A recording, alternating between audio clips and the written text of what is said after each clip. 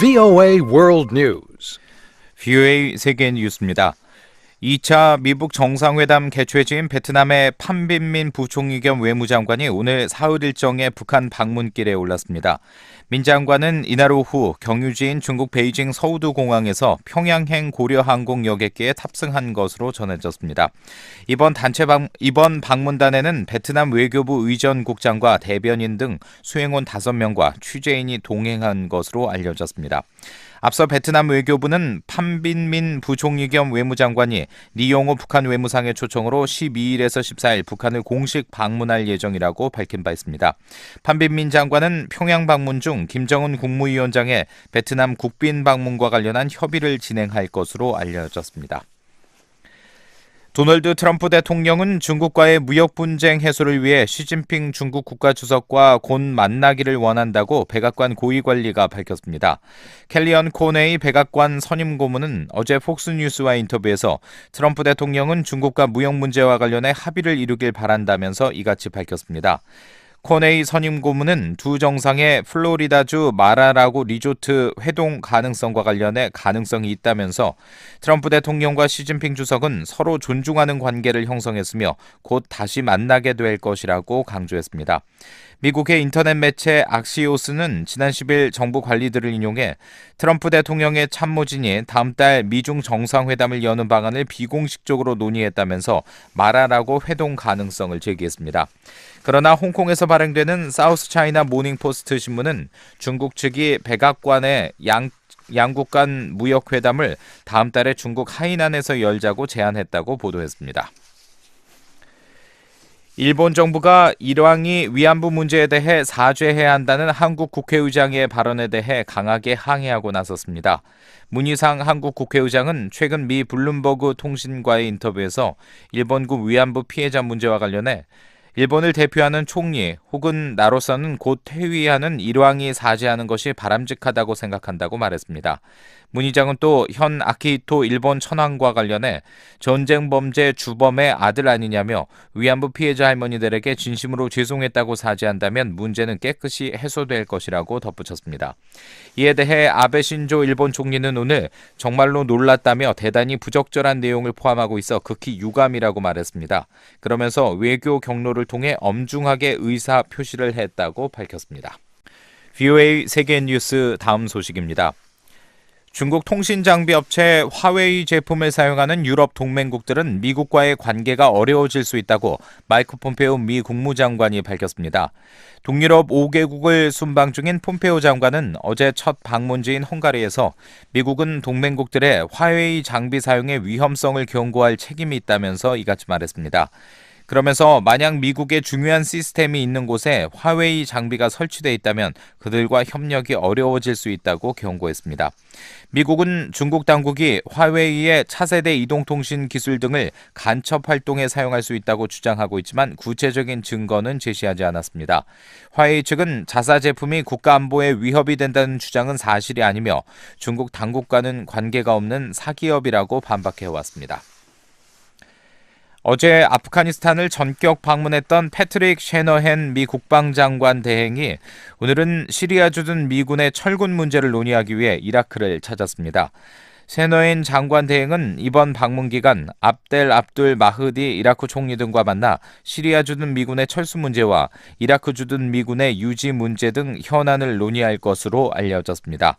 셰너헨 대행은 이라크로 향하는 기내에서 이라크 정부의 초청으로 방문한다면서 이라크의 안보 역량 향상이 우리의 관심사라고 밝혔습니다. 미국 공화당과 민주당이 연방정부 부분 폐쇄, 셧다운 사태를 초래했던 국경장벽 예산과 관련해 잠정적인 합의를 이룬 것으로 알려졌습니다. 미 언론은 양측이 어제 협상을 통해 약 13억 7천만 달러 수준의 국경장벽 예산에 합의했다고 보도했습니다. 의회 관계자는 관련 예산이 남부 국경 지역에 약 90km의 철제 담장을 추가로 세우는 데 사용될 것이라고 밝혔습니다. 박형주였습니다. 2차 미북 정상회담을 앞두고 북한 수용소의 전면 철폐를 촉구하는 결의안이 미 하원에서 발의됐습니다. 지난 회기에 이어 두 번째 상정된 결의안으로 북한 정부의 반인도 범죄를 조사하는 특별재판소 설립이 필요하다고 명시했습니다. 이재훈 기자가 보도합니다. 마이크 코노웨이 공화당 하원 의원이 북한 정치범 수용소의 전면 철폐를 촉구하는 결의안을 상정했습니다. 올 들어 의회에 상정된 북한 관련 안건으로서는 첫 번째입니다. 결의안은 지난 8일 하원 외교위원회에 회부됐으며 의회 내 지한파 모임인 코리아 코커스 공동의장을 맡고 있는 제럴드 코놀리 민주당 하원 의원이 공동 발의자로 참여했습니다. 하원 군사위원이자 중앙정보국을 관장하는 정보위원인 코노웨이 의원은 지난해 3월에도 이 결의안을 상정했었습니다. 코노웨이 의원은 당시 VOA와의 인터뷰에서 첫 미북 정상회담에 앞서 김정은이 인권 개선 노력을 보여준다면 대화에 진지하다는 신뢰를 얻을 수 있을 것이라고 밝혔습니다. 하지만 결의안은 당시 하원 의원 총 111명의 지지를 확보했지만 하원 외교위의 문턱을 넘지 못한 채 회기가 종료돼 자동 폐기됐었습니다. 이 결의안은 코노웨이 의원이 북한 정치범 수용소 출신인 탈북자 신동혁 씨의 사례를 접한 뒤 발의한 것으로 특히 여성 수감자에 대한 인권 유린 실태를 집중적으로 묘사해 주목됐었습니다. 재상정된 결의안에는 기존과 동일한 내용이 담겼습니다. 북한이 수용소를 전면 철폐하도록 하고 북한 정부의 반인도 범죄를 전담하는 특별재판소를 설립할 것을 국제사회에 촉구하는 내용입니다. 특히 이 특별재판소는 북한 정부에 의해 자행되는 반인도적 범죄를 조사하고 이를 바로잡을 수 있는 사법권을 갖는다고 명시했습니다. 또 국제사회가 북한 정부의 반인도 범죄에 연루된 개인들을 제재하고 북한 수용소 수감자들이 만든 상품에 대한 수입을 금지하도록 촉구했습니다. 미국 정부에 대해서는 북한 노동수용소 시스템에 책임이 있는 개인에 추가 제재를 계속해서 부과하고 북한 수용소의 존재와 이곳에서 계속되는 극악무도한 범죄를 국제사회에 계속 알릴 것을 촉구했습니다. 북한 정부에는 인권 유린 행위의 전면 중단을 촉구했습니다. 또 유엔 인권조사위원회와 유엔 북한인권 특별보고관 그리고 국제적십자위원회가 수감자 석방과 재활치료를 도울 수 있도록 수용소 접근을 허용하라는 내용이 포함됐습니다. 아울러 북한이 식량 배분과 감독에 관한 국제규정을 준수하고 국제인도주의 기관의 접근을 허용할 것을 촉구했습니다. 코노웨이 의원은 결의안 재상정과 관련한 성명을 통해 극심한 반인도 범죄가 북한 전역의 수용소에서 발생하고 있다며 북한에서 벌어지고 있는 인권 침해에 대항하는 것이 매우 중요하다고 밝혔습니다. 코놀리 의원도 성명을 통해 의회는 북한의 끔찍한 수용소를 비난하기 위해 한 목소리를 내야 한다면서 이 결의안은 북한 정권이 자행하고 있는 잔혹 행위와 인권 유린에 눈 감아주지 않을 것이라는 분명한 메시지를 북한에 보내는 것이라고 밝혔습니다. 한편 지난해 상원에서도 북한 수용소 철폐를 촉구하는 결의안이 상정돼 상원 외교위를 만장일치로 통과했지만 상원 본회의 표결에 붙여지지 못한 채 자동 폐기됐습니다. VOA 뉴스 이존입니다. 미국의 전 국무부 민주주의 인권 노동 담당 차관보를 역임했던 미 하원의 톰 말리노스키 의원은 2차 미북 정상회담에서 북한 인권 문제를 의제화해야 한다고 말했습니다. 북한 노동 수용소의 전면 폐쇄 등을 촉구하는 하원 결의안에 대해서는 미국이 북한의 인권 유린을 정확히 알고 있다는 메시지를 보내는 것이 중요하다고 강조했습니다. 김카니 기자가 보도합니다. 전 국무부 민주주의, 인권, 노동 담당 차관보를 역임했던 미 하원의 톰 말리노스키 의원은 북한 인권 개선의 중요성을 강조하면서 2차 미북 정상회담에서 북한 인권 문제를 의제로 다뤄야 한다고 밝혔습니다. I think it should be part of every discussion between the United States and South Korea and North Korea. 말리노스키 의원은 11일 워싱턴 DC에서 열린 한 토론회에서 VOA 기자를 만나 북한의 인권 문제는 미국과 한국, 북한 사이 모든 대화에서 다뤄져야 한다고 밝혔습니다.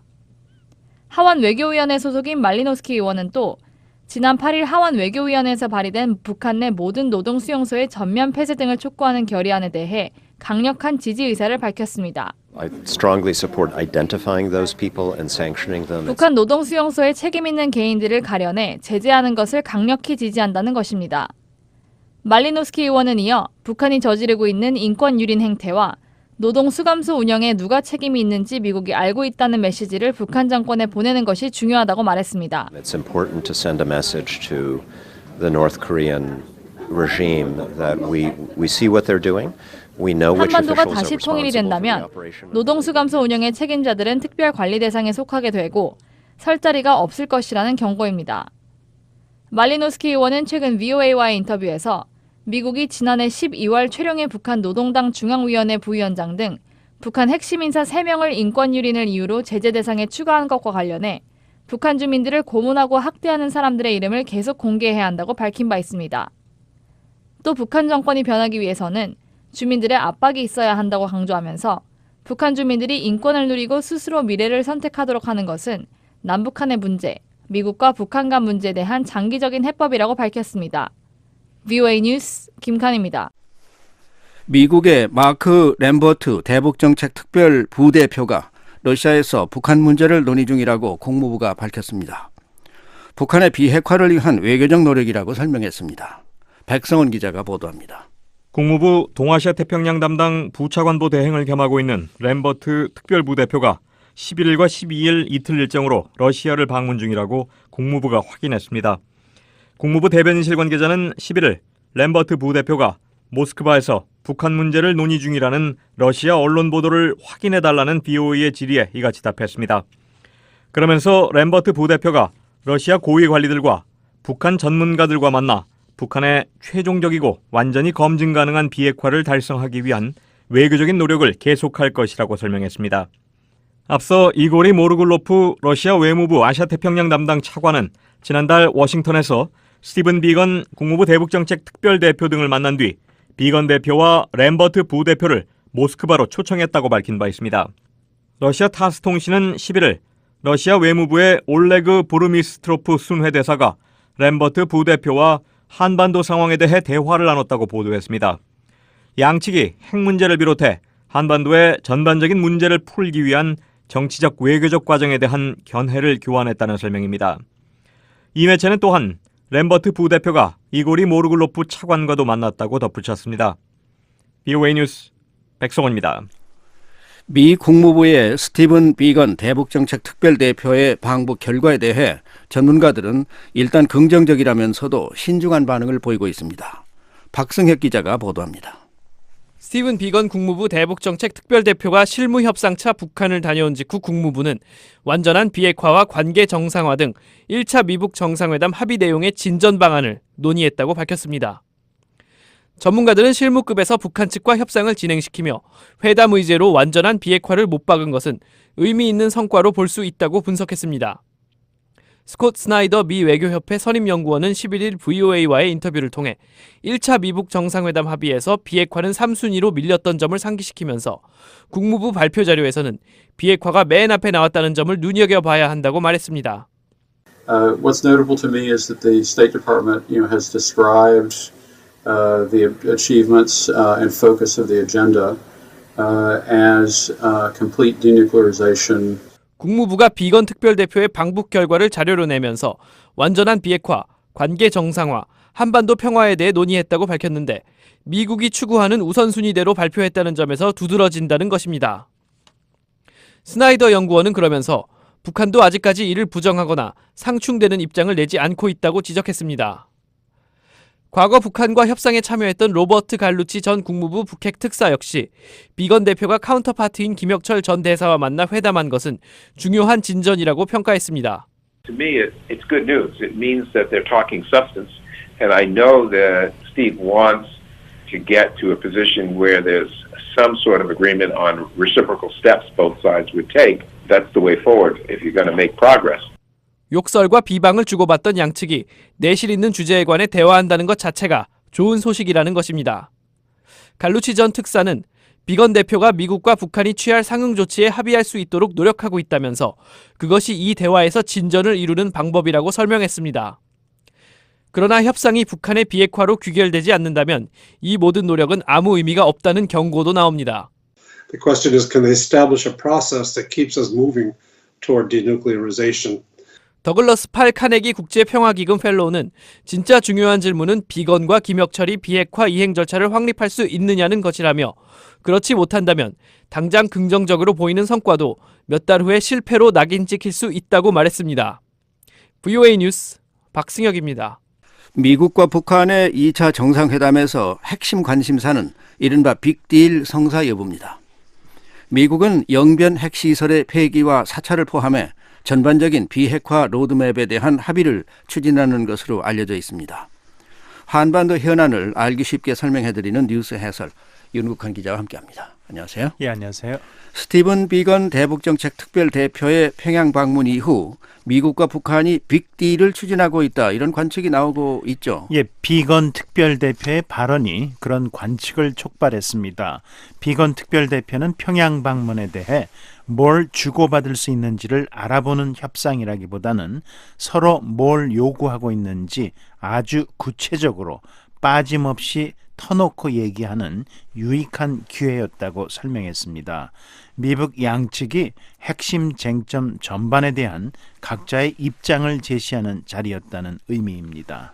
빅딜이라는 게 구체적으로 뭘 말하는 건가요? 예, 영변 핵시설의 폐기와 사찰을 넘어서 북한이 취할 비핵화 조치와 미국이 제공할 상응 조치들의 조합과 이행 시한 등을 정한 로드맵에 합의하는 것을 말합니다. 양측이 로드맵에 합의하면 비핵화의 큰 그림이 그려진 것으로 볼 수 있는데요. 이렇게 되면 협상이 좀 더 원활한 가운데 속도를 낼 수 있게 됩니다. 그렇다면 미국과 북한이 서로에게 뭘 요구하고 있는 건가요? 예, 먼저 북한은 일찌감치 풍계리 핵실험장과 동창리 미사일 엔진 시험장에 대한 사찰을 약속한 상태입니다. 또 상응 조치를 전제로 영변 핵시설을 포함한 모든 플루토늄과 우라늄 농축시설의 폐기도 약속했습니다. 비건 특별대표에 따르면 북한은 여기에 추가적인 조치, 이른바 플러스 알파가 가능하다는 입장입니다.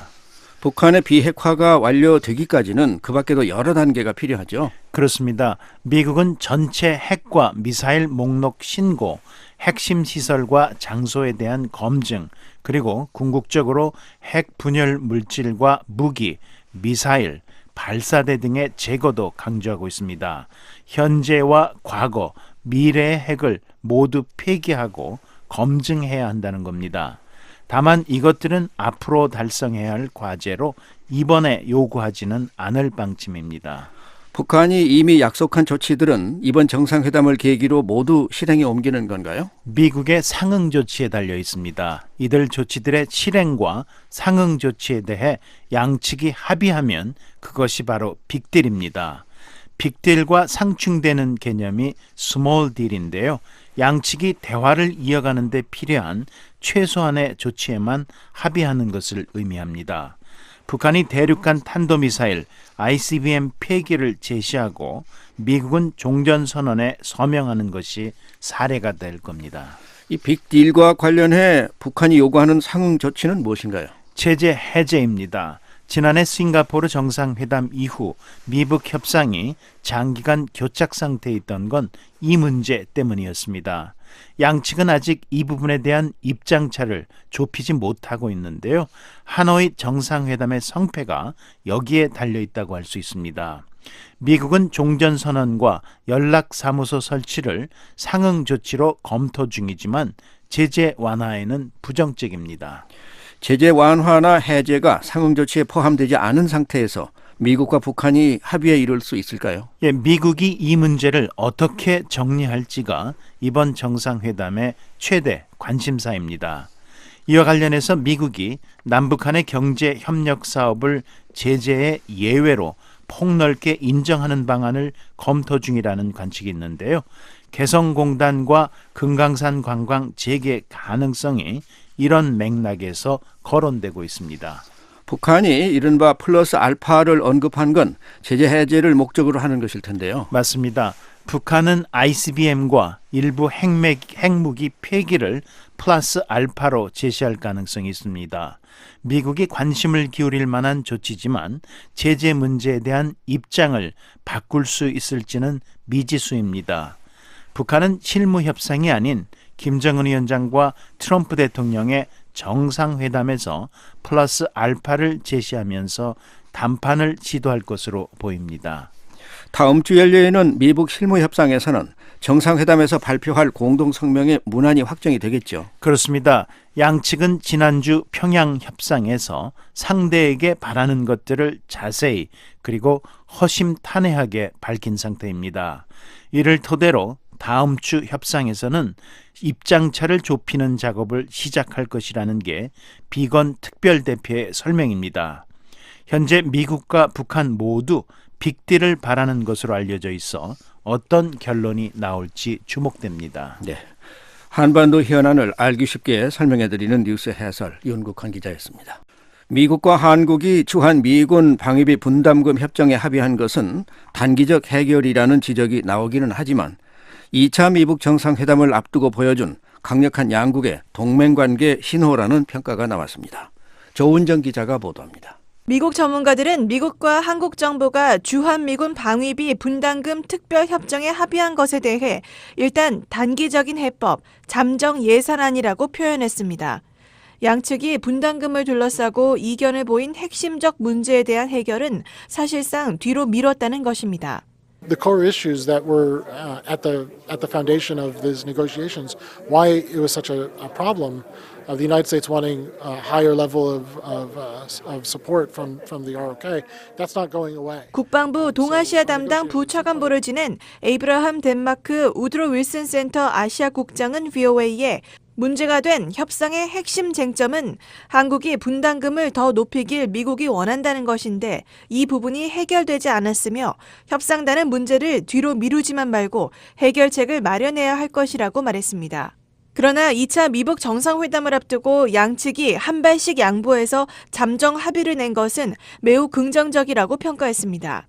덴마크 국장은 미국이 북한과 협상을 할 때 강력한 미한 동맹을 유지하는 것이 매우 중요하며 트럼프 대통령이 2차 정상회담에 임하기에 앞서 분담금 관련 장기적인 해법을 마련할 수 있는 시간을 더 확보한 것은 동맹을 더욱 견고하게 하는 것이라고 강조했습니다.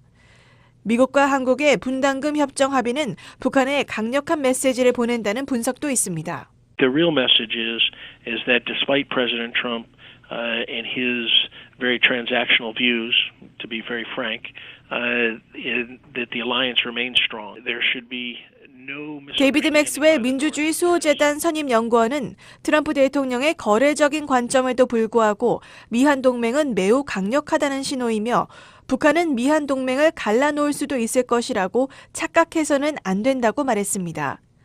주한미군 특수작전사령부 대령 출신인 맥스웰 연구원은 다만 이번 합의의 유효기간이 1년인 점은 부담이 될 수 있다고 지적했습니다. 짧은 주기로 계속 매년 협상하는 것은 한국 외교부와 미 국무부의 진을 뺄 수 있고 한국 국회도 매년 분담금 협상을 하는 것에 반대할 수도 있다면서 3년 또는 5년 주기로 합의를 맺는 것이 이상적이라고 지적했습니다. 미 국방장관실 한반도 선임자문관을 지낸 벤 잭슨 뉴질랜드 빅토리아대 교수는 이번 합의와 관련해 큰 변수 없이 2차 미북 정상회담을 넘길 수 있다는 평가를 했습니다. If we went into a second summit with no burden sharing agreement in place, it makes it much more likely that Trump could put U.S. military presence in Korea on the negotiating table. So like in the last summit, he agreed to suspend 잭슨 교수는 방위비 분담금 합의 없이 2차 미북 정상회담이 열렸다면 트럼프 대통령이 미군의 한반도 주둔 문제를 협상 안건으로 올릴 가능성이 더 높았을 것이라면서 1차 정상회담 때도 트럼프 대통령은 미한 연합훈련 중단에 합의했다고 지적했습니다. 또 자신은 트럼프 대통령이 분담금 문제를 비핵화 협상과 연계할 가능성이 있었다고 본다면서 그런 일이 북한 문제에 영향을 받기 시작하면 미국과 한국은 앞으로 협력하기가 어려워진다고 강조했습니다. 잭슨 교수는 이런 의미에서 2차 미북 정상회담 전 분담금 협정이 체결된 것은 매우 좋은 일이라면서도 트럼프 대통령이 내년 협상에서 한국에 더욱 큰 양보를 요구할지는 지켜봐야 한다고 말했습니다. VOA 뉴스 조은정입니다. 미국 내 한인 이산가족 상봉을 앞으로 미북 협상에서 우선순위로 다뤄야 한다는 민주당 하원 의원들의 목소리가 높아지고 있습니다. 이번에는 캘리포니아주를 지역구로 하는 하원 의원이 트럼프 대통령에게 미북 이산가족 상봉을 촉구하는 서한을 보냈습니다. 이재훈 기자가 보도합니다. 주디추 민주당 하원 의원은 미국 내 한인 이산가족 상봉이 향후 미북 협상에서 긴급한 우선순위로 다뤄져야 한다고 강조했습니다. 한인 밀집 지역인 캘리포니아주를 지역구로 하는 추 의원은 지난 8일 트럼프 대통령에게 보낸 서한에서 이달 말로 예정된 2차 미북 정상회담과 관련해 이산가족들의 상처를 치유하는 데 도움이 될 수 있는 기회라며 이같이 밝혔습니다. 트럼프 대통령은 향후 미북 협상에서 미북 이산가족 상봉 재개를 즉각적인 관심이 필요한 인도주의적 우선순위로 다뤄야 한다는 겁니다. 추 의원은 이어 한국 전쟁이 끝난 지 60년이 넘었고 이산가족 중 상당수가 노년기에 접어들고 있기 때문에 시간이 많이 남지 않았다고 지적했습니다. 또 2000년 이후 남북 이산가족 상봉은 21차례나 성사됐지만 많은 미국인들은 여전히 한국전 이후로 가족과 떨어져 지내고 있다고 설명했습니다. 그러면서 미국 내 한인 이산가족 상봉은 북한과의 관계 정상화 시 최대 관심사가 돼야 한다고 강조했습니다. 미북 이산가족 상봉을 촉구하는 서한이 트럼프 대통령에게 전달된 건 이번이 5번째입니다. 한인 밀집 지역을 지역구로 하는 민주당 하원 의원들을 중심으로 미북 이산가족 상봉을 촉구하는 목소리가 높아지고 있는 것과 맥을 같이 합니다. 최근 4개월 사이 뉴욕, 캘리포니아 등을 지역구로 하는 총 8명의 민주당 하원 의원들이 이 같은 내용의 서한을 트럼프 대통령에게 발송했습니다. 지난해 11월 초에는 뉴욕주의 엘리엇 엥겔 하원 의원이 미북 협상 상황을 의회에 정기적으로 보고하고 미국 내 한인 이산가족 상봉을 인도주의적 우선순위로 다룰 것을 촉구하는 서한을 트럼프 대통령에게 보냈습니다. 엥겔 의원은 올해부터 하원 외교위원장을 맡고 있습니다. 앞서 뉴욕주에서는 캐롤린 말로니 의원이, 캘리포니아주에서는 브래드 셔먼 의원이, 버지니아주의 제럴리 코놀리 하원 의원 등과 함께 트럼프 대통령에게 이 같은 내용의 서한을 발송했습니다. 뉴욕주의 톰 수오지 의원과 그레이스 맹 의원도 공동으로 같은 서한을 보낸 바 있습니다. 올해부터 하원 외교위 아태 소위원장을 맡고 있는 셔먼 의원은 최근 VOA와의 인터뷰에서 미북 이산가족 상봉 촉구 결의안을 오는 봄쯤 상정할 계획이라고 밝히기도 했습니다. 현재 미국 내 한인 이산가족은 약 10만 명으로 추산됩니다. VOA 뉴스 이조은입니다.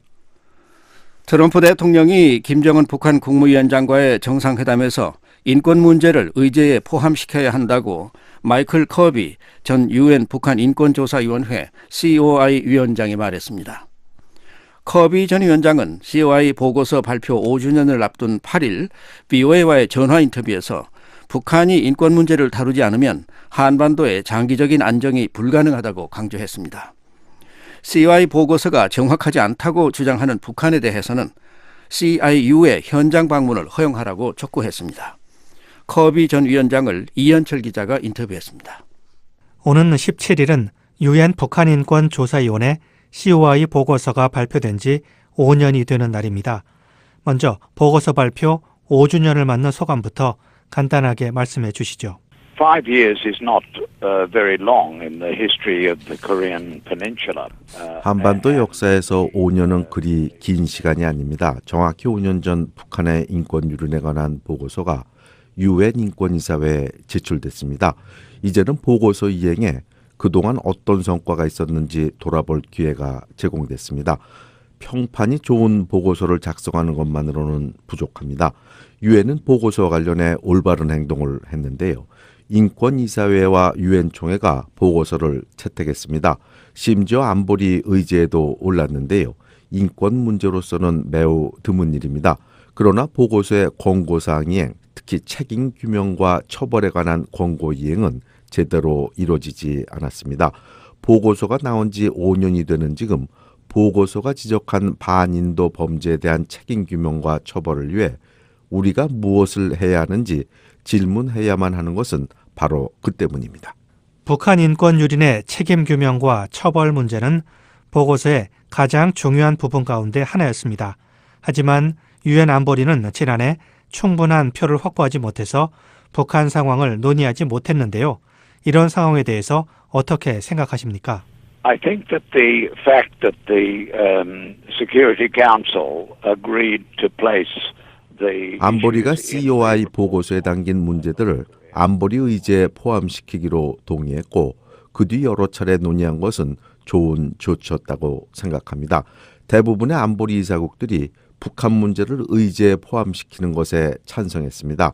하지만 후속 조치, 특히 북한 상황을 국제형사재판소에 회부하라는 COI 권고는 5개 안보리 상임이사국 전체의 동의를 필요로 합니다. 이는 중국과 러시아가 동의해야 한다는 것을 의미하는데요. 아직까지는 그런 일은 일어나지 않았습니다. 다른 한편으로 안보리는 북한에 점점 더 엄격한 제재를 부과하고 있습니다. 그 결과 핵과 미사일, 한반도 지역의 평화와 안보에 대한 북한의 위협과 관련해 다른 나라들과 관여하도록 북한에 적절한 압박이 가해졌다고 생각합니다. 국제사회가 궁극적으로 북한의 김정은 국무위원장을 국제형사재판소 ICC에 회부해서 책임을 물을 수 있을 것이라고 보십니까? I think that eventually there will be progress on North Korea. 궁극적으로 북한과 관련해 진전이 있을 것이라고 생각합니다.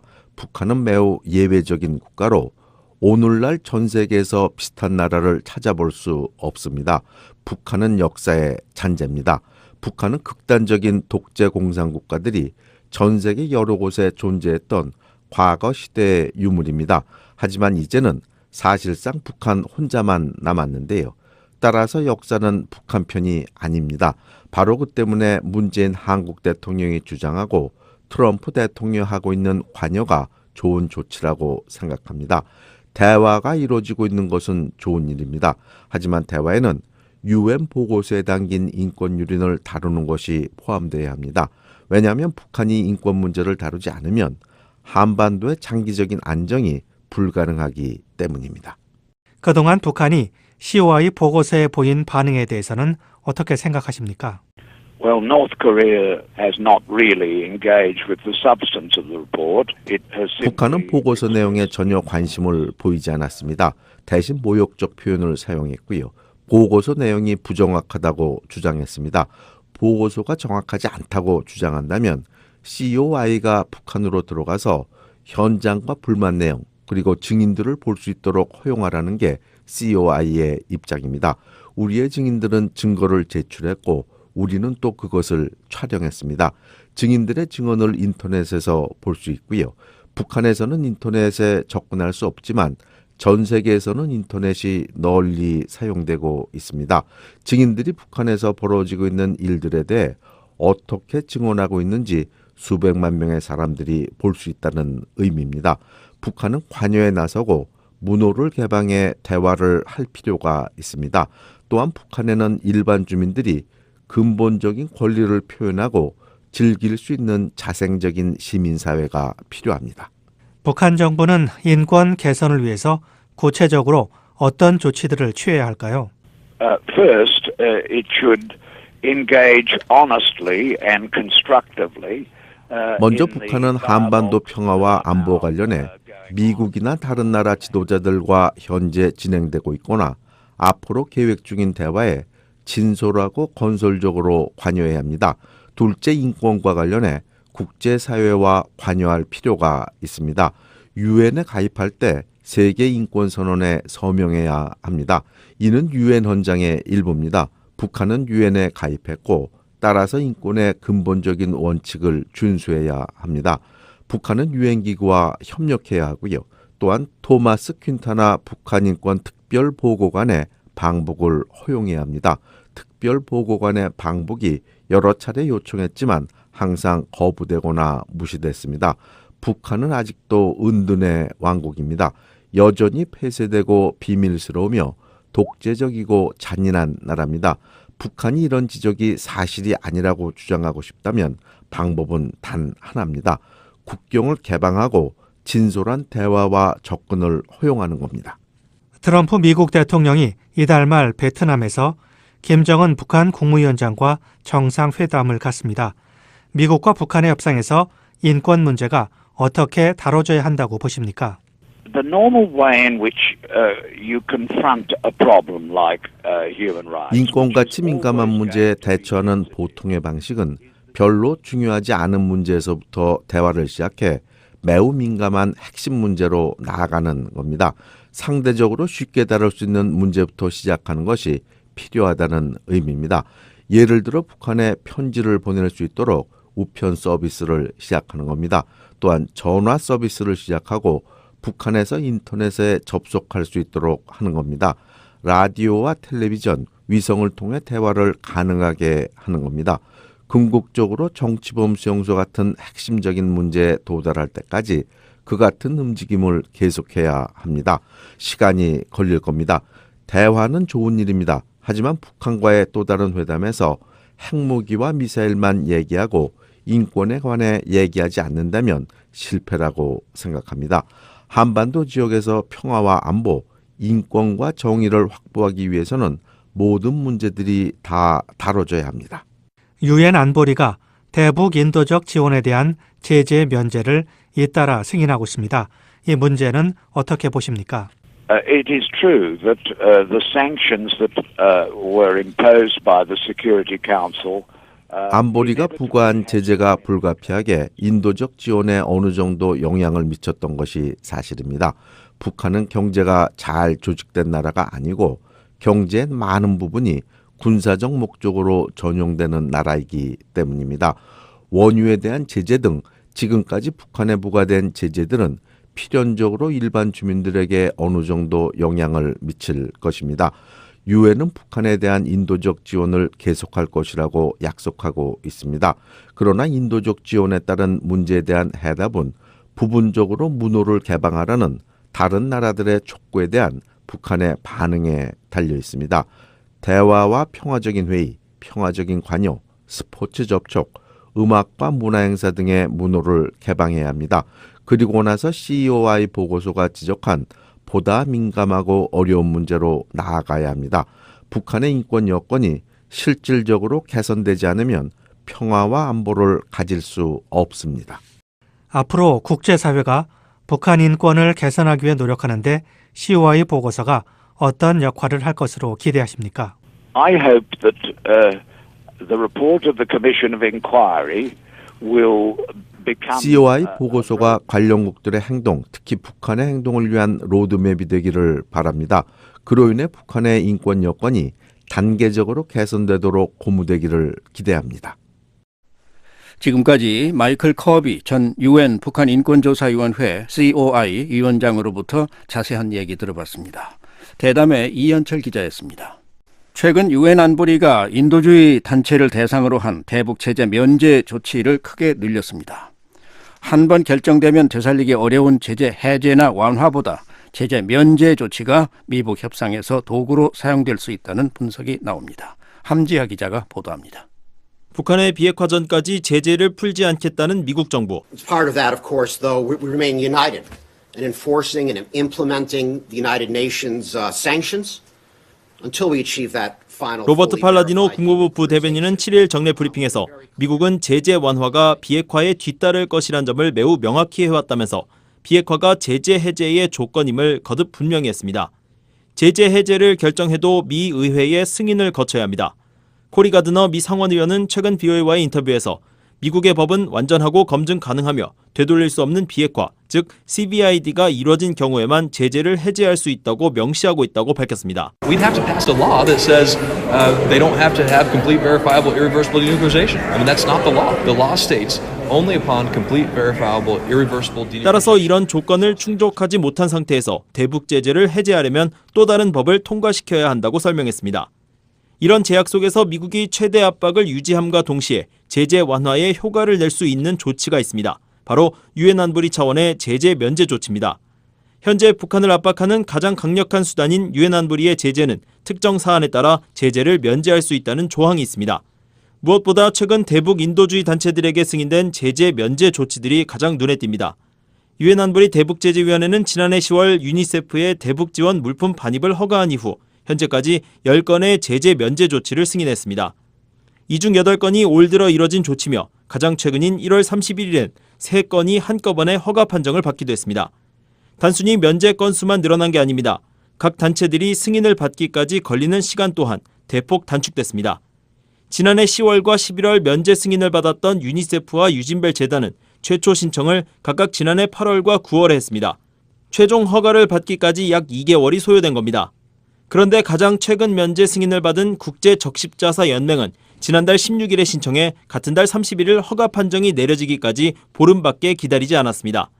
이 같은 사실은 스티븐 비건 미 국무부 대북정책 특별대표의 발언을 통해서도 확인됩니다.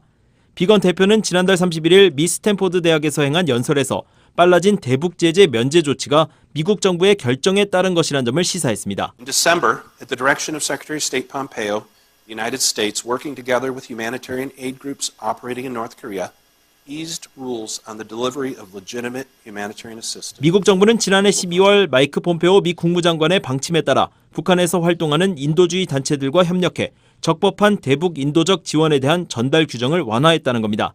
그러면서 미국은 현재 유엔 대북제재위원회에 쌓여있던 신청서를 빠르게 처리하고 적재된 건들을 승인하고 있다고 덧붙였습니다. 이와는 별도로 안보리 대북제재위원회는 지난해 말 남북 철도 연결 공동조사를 허가한 바 있습니다. 대북제재위원회는 2018년 연례 보고서에서 지난 한 해 허가한 제재 면제 조치가 모두 17건이라고 밝혔었습니다. 제재 면제 조치는 표면적으로는 대북제재위원회가 결정을 내리는 방식을 따르고 있지만 실제로는 안보리 상임이사국이자 사실상 대북제재 문제에 주도권을 쥐고 있는 미국의 허가 없이는 불가능합니다. 따라서 남북 철도 연결 사업과 관련해 내려진 제재 면제 조치는 안보리 대북제재위원회 차원에서 이루어졌지만 실질적인 결정은 미한 두 나라가 설치한 미한 워킹그룹의 협의를 통해 나왔다는 건 이미 잘 알려진 사실입니다. 사실상 제재 면제의 열쇠도 미국이 쥐고 있다는 걸 우회적으로 보여주고 있다는 지적입니다. 일부 전문가들은 제재 면제 조치가 미국이 북한과의 협상에서 사용할 수 있는 일종의 도구가 될 수 있다는 분석을 내놨습니다. 안보리 이사국들을 소집해 기존의 제재 결의를 무력화시키는 절차를 거쳐야 하는 해제나 완화보다 면제가 더욱 수월한 방법일 수 있다는 주장입니다. 비건 대표 역시 지난달 연설에서 대북 제재에 대해서는 원칙을 지키되 유연하게 적용하겠다는 뜻을 내비친 바 있습니다. And I would encourage any of you and you, sir, to apply the same careful attention to the words that we use. 비건 대표는 비핵화가 끝나기 전에는 미국이 제재를 해제하지 않을 것이라고 한 말에 주의를 기울여야 한다면서도 미국은 상대방이 모든 걸 하기 전까지 아무것도 하지 않겠다고 말한 적은 없다고 밝혔습니다. 윌리엄 브라운 미 조지타운대 교수는 제재 면제를 미국이 부담 없이 사용할 수 있는 수단으로 설명했습니다. They're not doing anything particularly bad right now, so we can give them some exemptions. We're encouraging them to make some more progress. 북한이 특별히 나쁜 행위를 하지 않는 상황에서 면제라는 조치 정도는 취할 수 있고 이를 통해 북한 문제의 진전을 촉진할 수 있다는 겁니다. 브라운 교수는 그런 의미에서 제재 면제는 매우 타당한 방식이라고 덧붙였습니다. 그러나 이런 제재 면제 조치가 북한을 얼마나 만족시킬지에 대해선 의문을 제기했습니다. Problem is, though, from the North Korean angle, this is just like tiny little things, right? They really need 개성공단이나 금강산 관광 재개 등의 수준에 미치지 못하는 제재 면제 정도로는 북한이 만족하지 않을 것이란 지적입니다.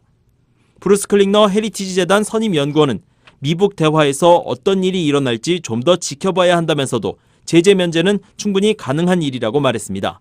Certainly exemptions are a lower bar, but then that, still would leave the administration open to criticism that it's watering. 클링너 선임 연구원은 제재 면제가 미국 입장에선 물론 낮은 조치가 될 수 있겠지만 미 행정부가 유엔 제재 혹은 미국의 법에 대한 기존의 강경한 자세에서 한 발 물러났다는 비판에 직면할 수 있다고 지적했습니다. VOA 뉴스 함재합니다.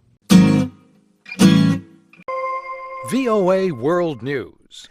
VOA 세계 뉴스입니다. 2차 미북 정상회담 개최 중인 베트남의 판빈민 부총리 겸 외무장관이 오늘부터 사흘 일정으로 북한을 방문합니다.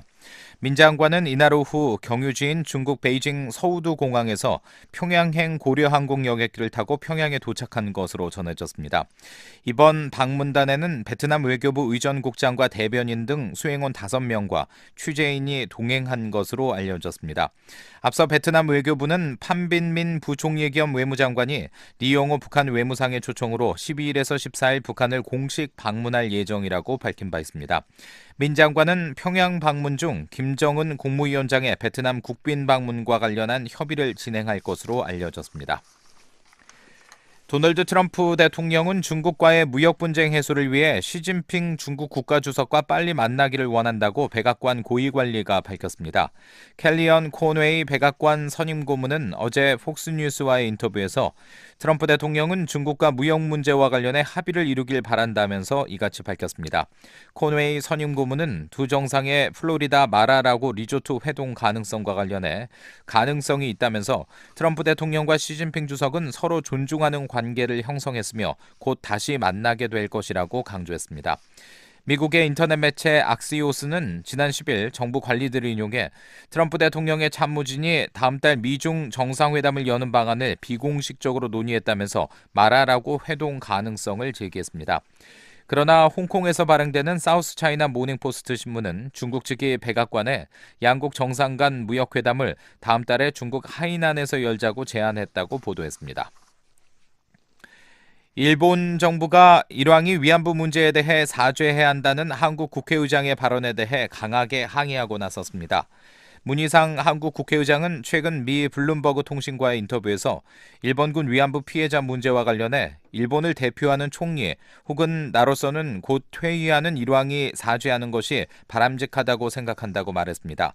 문 의장은 또 현 아키히토 일본 천황과 관련해 전쟁 범죄 주범의 아들 아니냐며 위안부 피해자 할머니들에게 진심으로 죄송했다고 사죄한다면 문제는 깨끗이 해소될 것이라고 덧붙였습니다. 이에 대해 아베 신조 일본 총리는 정말로 놀랐다며 대단히 부적절한 내용을 포함하고 있어 극히 유감이라고 말했습니다. 그러면서 외교 경로를 통해 엄중하게 의사표시를 했다고 밝혔습니다. VOA 세계뉴스 다음 소식입니다. 중국과 러시아가 레이저로 미국 위성을 겨냥할 수 있는 무기를 개발하고 있다고 미 국방부가 밝혔습니다. 미 국방부 산하 국방정보국은 어제 발표한 우주 안보에 대한 도전이라는 보고서에서 중국과 러시아가 미국이 우주 기반 체계에 의존한다는 점을 악용하고 우주에서 미국의 지위에 도전하기 위해 다양한 수단을 개발하고 있다고 지적했습니다. 보고서는 미국이 내비게이션, 정보 수집, 북한 핵과 중러시아 군사활동 감시, 또 미사일 탐지 등을 위해 위성을 폭넓게 활용하고 있다며 이런 위성들이 중국과 러시아의 위협에 놓일 가능성이 있다고 경고했습니다.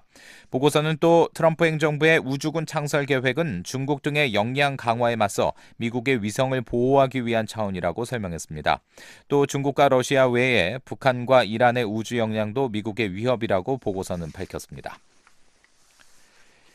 중국 통신장비 업체 화웨이 제품을 사용하는 유럽 동맹국들은 미국과의 관계가 어려워질 수 있다고 마이크 폼페오 미 국무장관이 밝혔습니다. 동유럽 5개국을 순방 중인 폼페오 장관은 어제 첫 방문지인 헝가리에서 미국은 동맹국들의 화웨이 장비 사용의 위험성을 경고할 책임이 있다면서 이같이 말했습니다. 폼페오 장관은 또 미국은 유럽 국가의 화웨이 장비 사용으로 인해 자국민의 개인정보가 유출되는 등의 위험성을 공유하려 한다고 강조했습니다. 그러면서 만약 미국의 중요한 시스템이 있는 곳에 화웨이 장비가 설치된다면 그들과 협력하기 어려워질 수 있다고 경고했습니다. 미국 공화당과 민주당이 연방정부 부분 폐쇄, 셧다운 사태를 초래했던 국경장벽 예산과 관련해 잠정적인 합의를 이룬 것으로 알려졌습니다. 미 언론은 양측이 어제 협상을 통해 약 13억 7천만 달러 수준의 국경장벽 예산에 합의했다고 보도했습니다. 의회 관계자는 관련 예산이 미 남부 국경 지역에 약 90km의 철제 담장을 추가로 세우는 데 사용될 것이라고 밝혔습니다. 박형주였습니다. 첫 소식입니다. 2차 미북 정상회담을 앞두고 북한 수용소의 전면 철폐를 촉구하는 결의안이 미 하원에서 발의됐습니다. 지난 회기에 이어서 두 번째 상정된 결의안으로 북한 정부의 반인도 범죄를 조사하는 특별재판소 설립이 필요하다고 명시했습니다. 이조은 기자가 보도합니다. 마이크 코노웨이 공화당 하원 의원이 북한 정치범 수용소의 전면 철폐를 촉구하는 결의안을 상정했습니다. 올 들어 의회에 상정된 북한 관련 안건으로서는 첫 번째입니다. 결의안은 지난 8일 하원 외교위원회에 회부됐으며 의회 내 지한파 모임인 코리아 코커스 공동의장을 맡고 있는 제럴드 코놀리 민주당 하원 의원이 공동 발의자로 참여했습니다. 하원 군사위원이자 중앙정보국을 관장하는 정보위원인 코노웨이 의원은 지난해 3월에도 이 결의안을 상정했었습니다. 코노웨이 의원은 당시 VOA와의 인터뷰에서 첫 미북 정상회담에 앞서 김정은이 인권 개선 노력을 보여준다면 대화에 진지하다는 신뢰를 얻을 수 있을 것이라고 밝혔습니다. 하지만 결의안은 당시 하원 의원 총 111명의 지지를 확보했지만 하원 외교위의 문턱을 넘지 못한 채 회기가 종료돼 자동 폐기됐었습니다. 이 결의안은 코노웨이 의원이 북한 정치범 수용소 출신인 탈북자 신동혁 씨의 사례를 접한 뒤 발의한 것으로 특히 여성 수감자에 대한 인권 유린 실태를 집중적으로 묘사해 주목됐었습니다. 재상정된 결의안에는 기존과 동일한 내용이 담겼습니다. 북한이 수용소를 전면 철폐하도록 하고 북한 정부의 반인도 범죄를 전담하는 특별재판소를 설립할 것을 국제사회에 촉구하는 내용입니다. 특히 이 특별재판소는 북한 정부에 의해 자행되는 반인도적 범죄를 조사하고 이를 바로잡을 수 있는 사법권을 갖는다고 명시했습니다. 또 국제사회가 북한 정부의 반인도 범죄에 연루된 개인들을 제재하고 북한 수용소 수감자들이 만든 상품에 대한 수입을 금지하도록 촉구했습니다. 미국 정부에 대해서는 북한 노동수용소 시스템에 책임이 있는 개인에 추가 제재를 계속해서 부과하고 북한 수용소의 존재와 이곳에서 계속되는 극악무도한 범죄를 국제사회에 계속 알릴 것을 촉구했습니다. 북한 정부에는 인권 유린 행위의 전면 중단을 촉구했습니다. 또 유엔 인권조사위원회와 유엔 북한인권 특별보고관 그리고 국제적십자위원회가 수감자 석방과 재활치료를 도울 수 있도록 수용소 접근을 허용하라는 내용이 포함됐습니다. 아울러 북한이 식량 배분과 감독에 관한 국제규정을 준수하고 국제인도주의 기관에 접근을 허용할 것을 촉구했습니다.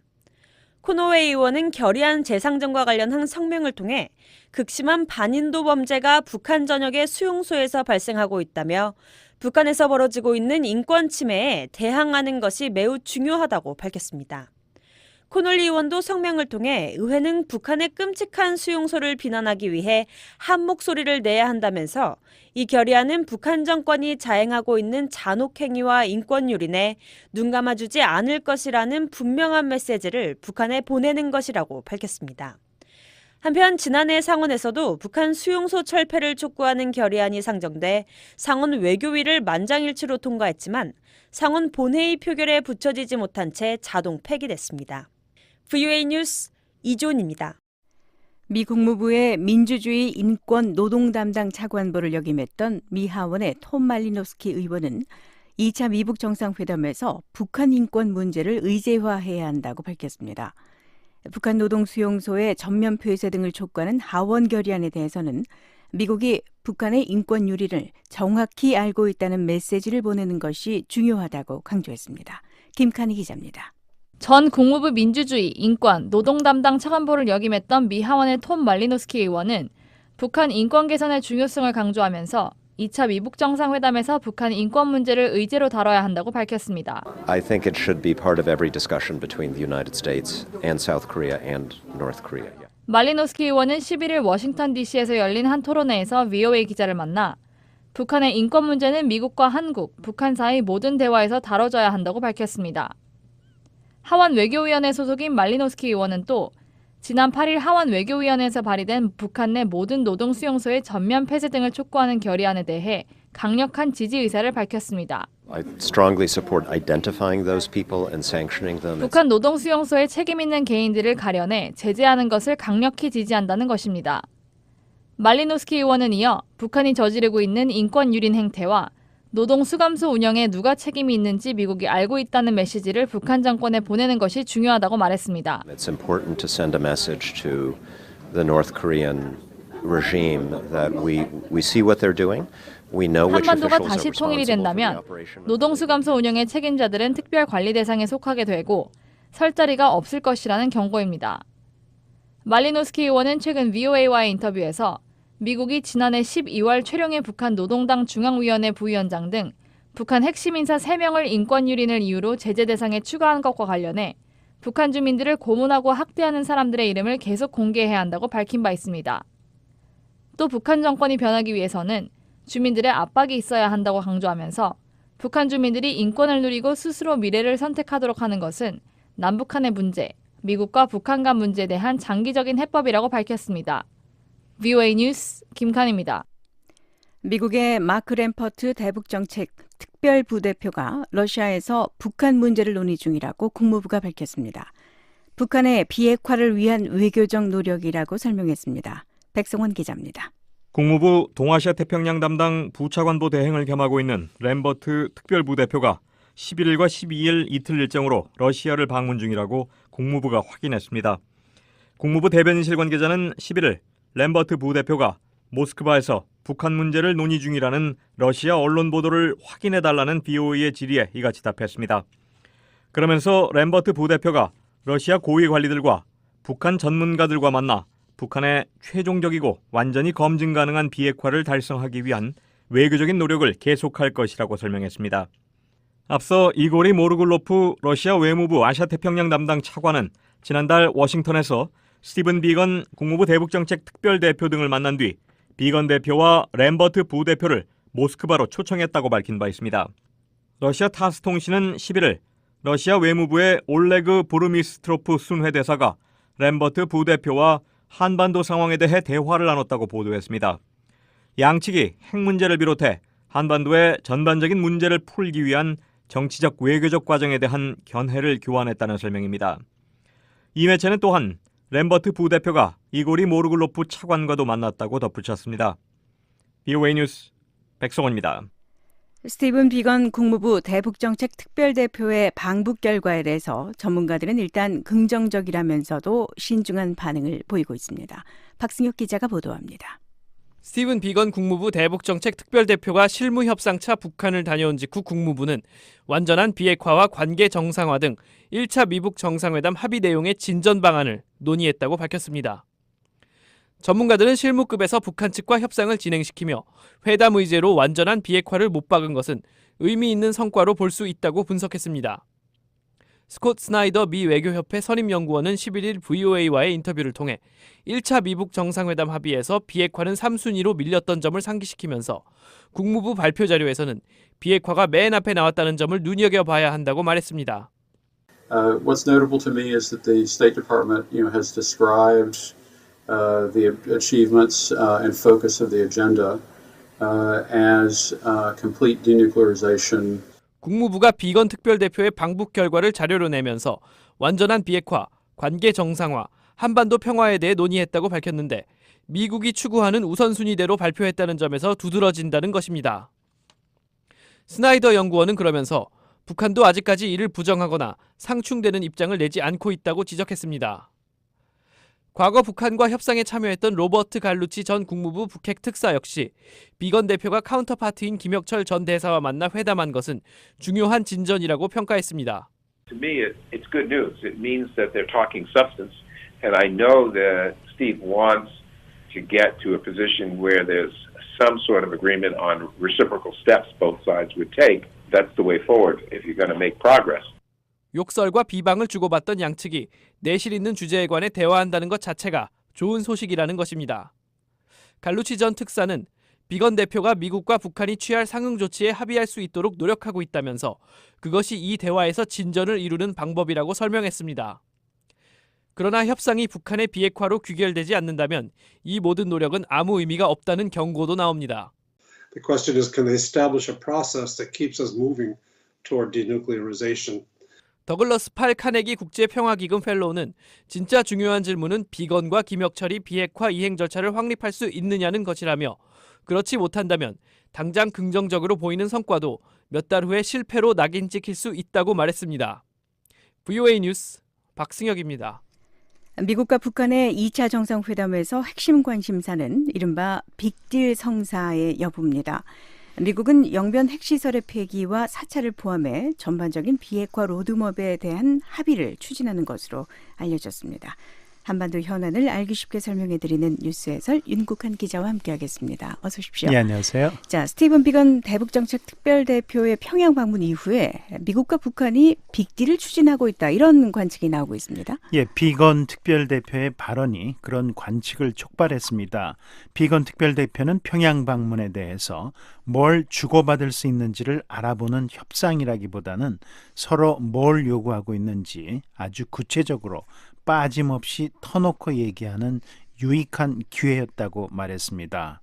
미북 양측이 핵심 쟁점 전반에 대한 각자의 입장을 제시하는 자리였다는 설명입니다. 네, 자, 빅딜, 뭔가 큰 틀의 합의를 얘기하는 것 같은데 구체적으로는 뭘 말하는 건가요? 예, 영변 핵시설의 폐기와 사찰을 넘어서 북한이 취할 비핵화 조치와 미국이 제공할 상응 조치들의 조합과 이행 시한 등을 정한 로드맵에 합의하는 것을 말합니다. 네. 양측이 로드맵에 합의하면 비핵화의 큰 그림이 그려진 것으로 볼 수 있는데요. 이렇게 되면 협상이 좀 더 원활한 가운데 속도를 낼 수 있게 됩니다. 네. 자, 그렇다면 미국은 북한에게, 북한은 미국에게 뭘 요구하고 있는 걸까요? 북한은 일찌감치 풍계리 핵실험장과 동창리 미사일 엔진 시험장에 대한 사찰을 약속한 상태입니다. 또 상응 조치를 전제로 영변 핵시설을 포함한 모든 플루토늄과 우라늄 농축 시설의 폐기도 약속했습니다. 네. 비건 특별대표에 따르면 북한은 여기에 추가적인 조치, 이른바 플러스 알파가 가능하다는 입장입니다. 네. 북한의 비핵화가 완료됐다라는 표현을 쓰기까지는 이 밖에도 여러 단계가 필요하지 않겠습니까? 그렇습니다. 미국은 전체 핵과 미사일 목록 신고, 핵심 시설과 장소에 대한 검증, 그리고 궁극적으로 핵 분열 물질과 무기, 미사일, 발사대 등의 제거도 강조하고 있습니다. 네. 현재와 과거, 미래의 핵을 모두 폐기하고 검증해야 한다는 겁니다.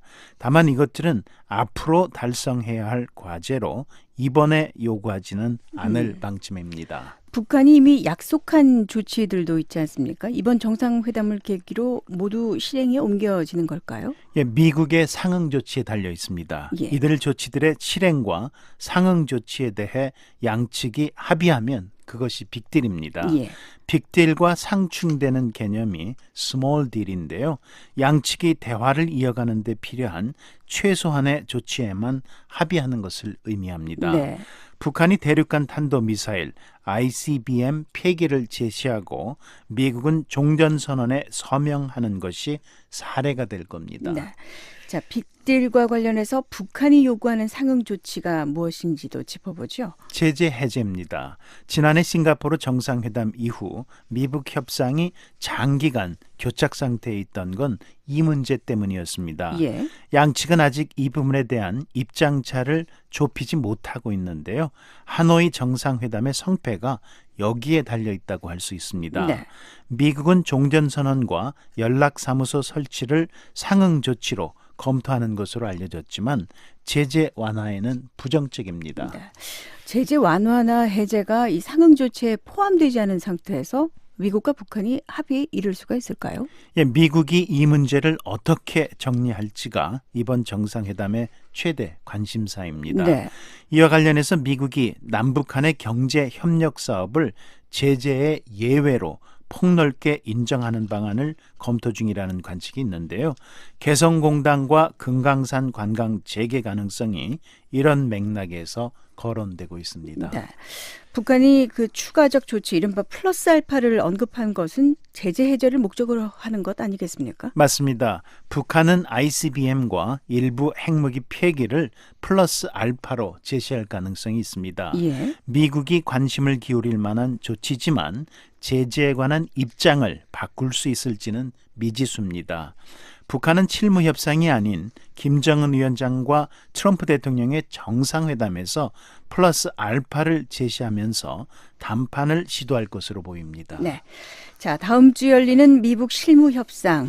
이 자리에서 정상회담에서 발표할 공동 성명의 문안이 확정되는 거겠죠? 그렇습니다. 양측은 지난주 평양 협상에서 상대에게 바라는 것들을 자세히 그리고 허심탄회하게 밝힌 상태입니다. 네.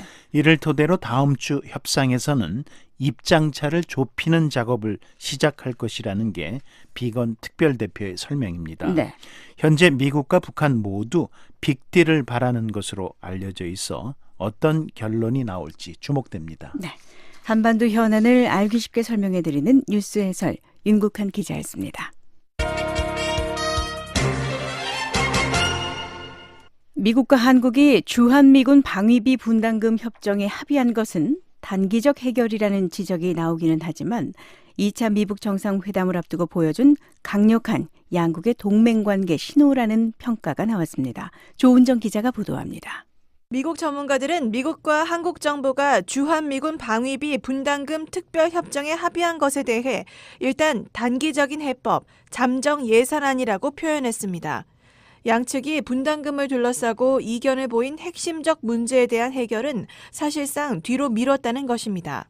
The core issues that were at the foundation of these negotiations, why it was such a problem of the United States wanting a higher level of support from the ROK, that's not going away. 국방부 동아시아 담당 부차관보를 지낸 에이브러함 덴마크 우드로 윌슨 센터 아시아 국장은 VOA에 문제가 된 협상의 핵심 쟁점은 한국이 분담금을 더 높이길 미국이 원한다는 것인데 이 부분이 해결되지 않았으며 협상단은 문제를 뒤로 미루지만 말고 해결책을 마련해야 할 것이라고 말했습니다.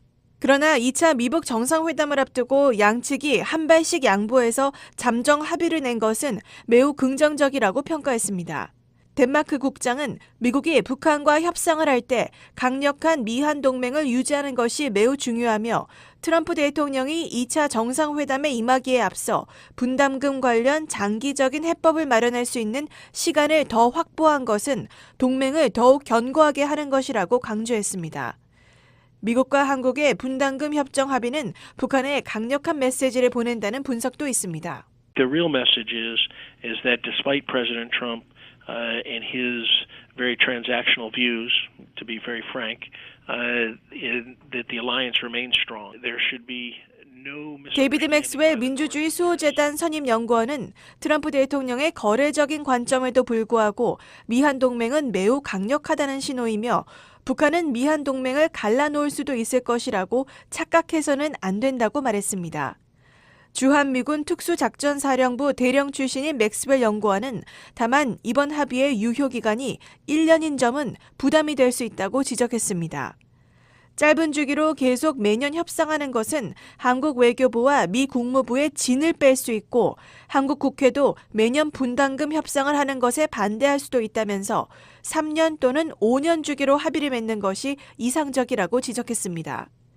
미 국방장관실 한반도 선임자문관을 지낸 벤 잭슨 뉴질랜드 빅토리아대 교수는 이번 합의와 관련해 큰 변수 없이 2차 미북 정상회담을 넘길 수 있다는 평가를 했습니다.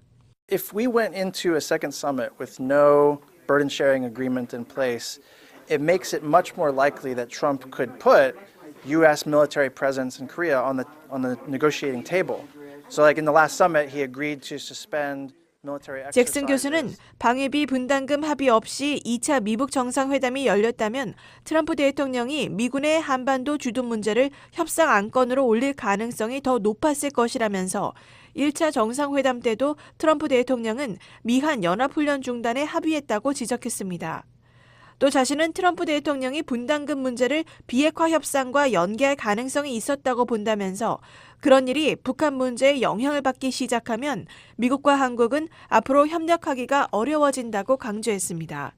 잭슨 교수는 이런 의미에서 2차 미북 정상회담 전 분담금 협정이 체결된 것은 매우 좋은 일이라면서도 트럼프 대통령이 내년 협상에서 한국에 더욱 큰 양보를 요구할지는 지켜봐야 한다고 말했습니다. VOA 뉴스 조은정입니다. 트럼프 대통령이 김정은 북한 국무위원장과의 정상회담에서 인권 문제를 의제에 포함시켜야 한다고 마이클 커비 전 유엔 북한인권조사위원회 COI 위원장이 말했습니다. 커비 전 위원장은 COI 보고서 발표 5주년을 앞둔 8일 VOA와의 전화 인터뷰에서 북한이 인권 문제를 다루지 않으면 한반도의 장기적 안정이 불가능하다고 강조했습니다. COI 보고서가 정확하지 않다는 주장하는 북한에 대해서는 COI의 현장 방문을 허용하라고 촉구했습니다. 커비 전 위원장을 이현철 기자가 인터뷰했습니다. 오는 17일은 유엔 북한인권조사위원회 COI 보고서가 발표된 지 5년이 되는 날입니다.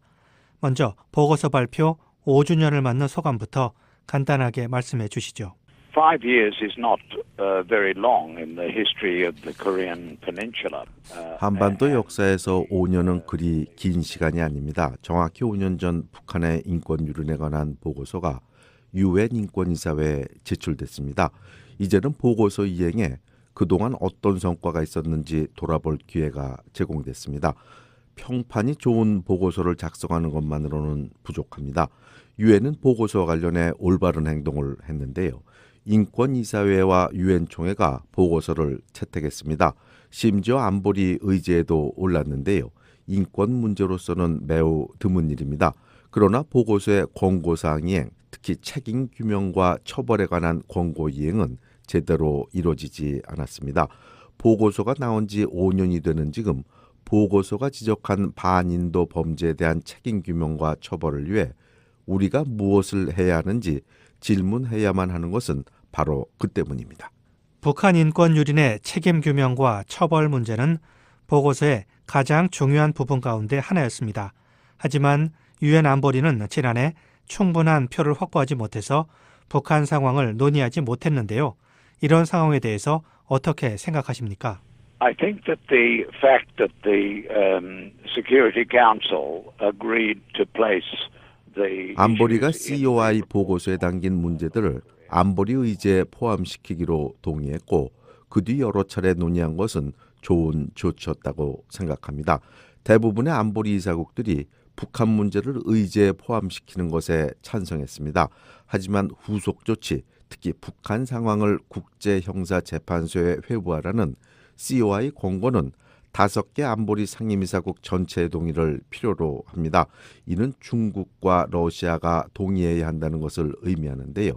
아직까지는 그런 일은 일어나지 않았습니다. 다른 한편으로 안보리는 북한에 점점 더 엄격한 제재를 부과하고 있습니다. 그 결과 핵과 미사일, 한반도 지역의 평화와 안보에 대한 북한의 위협과 관련해 다른 나라들과 관여하도록 북한에 적절한 압박이 가해졌다고 생각합니다. 국제사회가 궁극적으로 북한의 김정은 국무위원장을 국제형사재판소 ICC에 회부해서 책임을 물을 수 있을 것이라고 보십니까? I think that eventually there will be progress on North Korea. 궁극적으로 북한과 관련해 진전이 있을 것이라고 생각합니다. 북한은 매우 예외적인 국가로 오늘날 전 세계에서 비슷한 나라를 찾아볼 수 없습니다. 북한은 역사의 잔재입니다. 북한은 극단적인 독재 공산 국가들이 전 세계 여러 곳에 존재했던 과거 시대의 유물입니다. 하지만 이제는 사실상 북한 혼자만 남았는데요. 따라서 역사는 북한 편이 아닙니다. 바로 그 때문에 문재인 한국 대통령이 주장하고 트럼프 대통령이 하고 있는 관여가 좋은 조치라고 생각합니다. 대화가 이루어지고 있는 것은 좋은 일입니다. 하지만 대화에는 유엔 보고서에 담긴 인권 유린을 다루는 것이 포함되어야 합니다. 왜냐하면 북한이 인권 문제를 다루지 않으면 한반도의 장기적인 안정이 불가능하기 때문입니다. 그동안 북한이 COI 보고서에 보인 반응에 대해서는 어떻게 생각하십니까? Well, North Korea has not really engaged with the substance of the report. It has 북한은 보고서 내용에 전혀 관심을 보이지 않았습니다. 대신 모욕적 표현을 사용했고요. 보고서 내용이 부정확하다고 주장했습니다. 보고서가 정확하지 않다고 주장한다면 COI가 북한으로 들어가서 현장과 불만 내용 그리고 증인들을 볼 수 있도록 허용하라는 게 COI의 입장입니다. 우리의 증인들은 증거를 제출했고 우리는 또 그것을 촬영했습니다. 증인들의 증언을 인터넷에서 볼 수 있고요. 북한에서는 인터넷에 접근할 수 없지만 전 세계에서는 인터넷이 널리 사용되고 있습니다. 증인들이 북한에서 벌어지고 있는 일들에 대해 어떻게 증언하고 있는지 수백만 명의 사람들이 볼 수 있다는 의미입니다. 북한은 관여에 나서고 문호를 개방해 대화를 할 필요가 있습니다.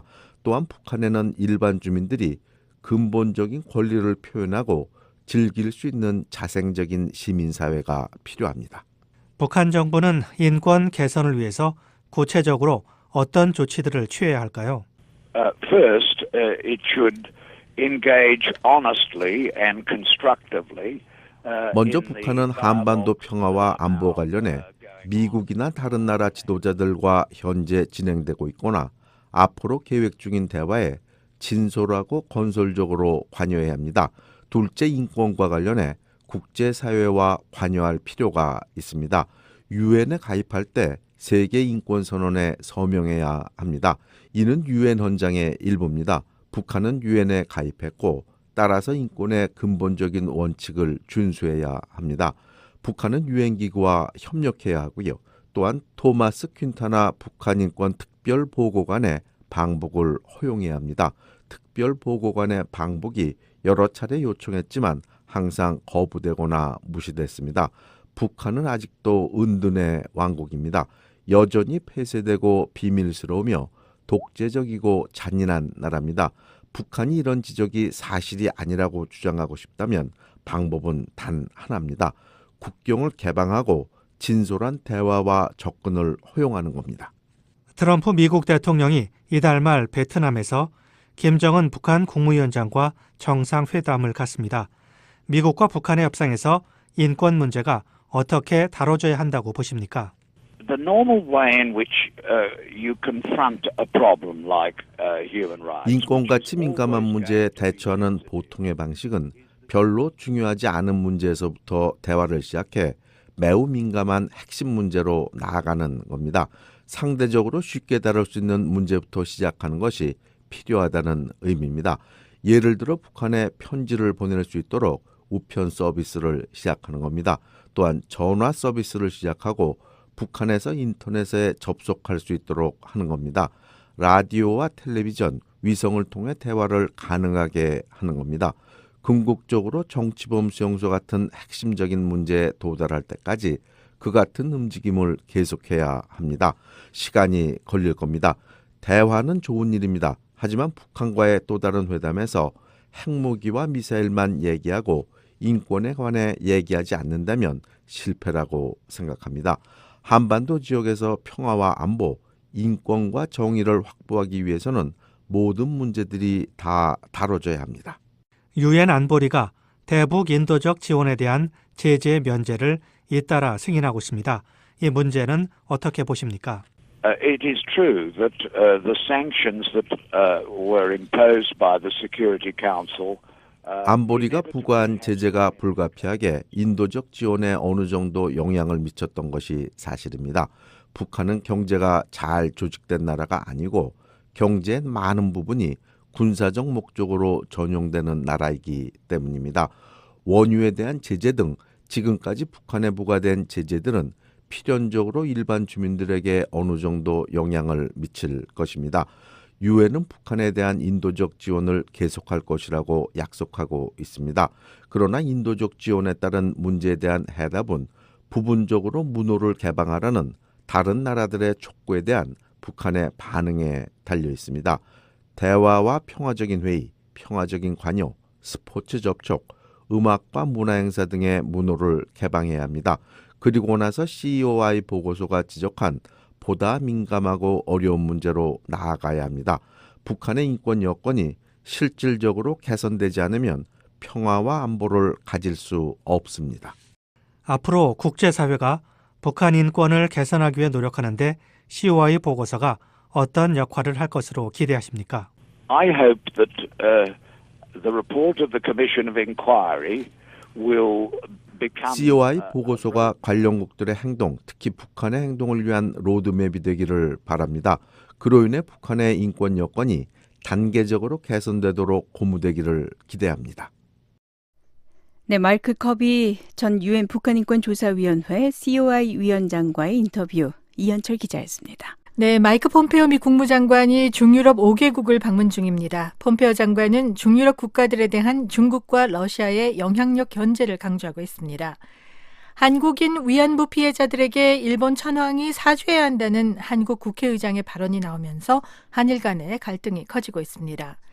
미국의 민주공화 두 당이 연방정부 폐쇄를 막기 위한 지출안에 잠정 합의한 소식 이어서 전해드리겠습니다. 네, 세계는 지금 오늘 첫 소식, 마이크 폼페오 미 국무장관이 중유럽을 방문 중이라는 소식부터 볼까요? 네, 폼페오 국무장관이 11일부터 15일까지 일정으로 중유럽 5개국을 순방하고 있습니다. 네. 폼페오 장관은 11일 헝가리를 시작으로 슬로바키아, 폴란드, 벨기에, 아이슬란드를 차례로 방문했는데요.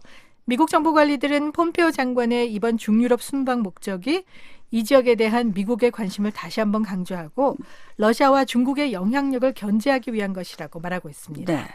자, 폼페오 장관의 12일 일정을 보니까 슬로바키아네요. 네, 슬로바키아 수도 브라티슬라바에 한 반나절 동안 머물면서 이 안드레이 키스카 슬로바키아 대통령, 페테르 펠레그리니 총리와 회담했습니다. 네.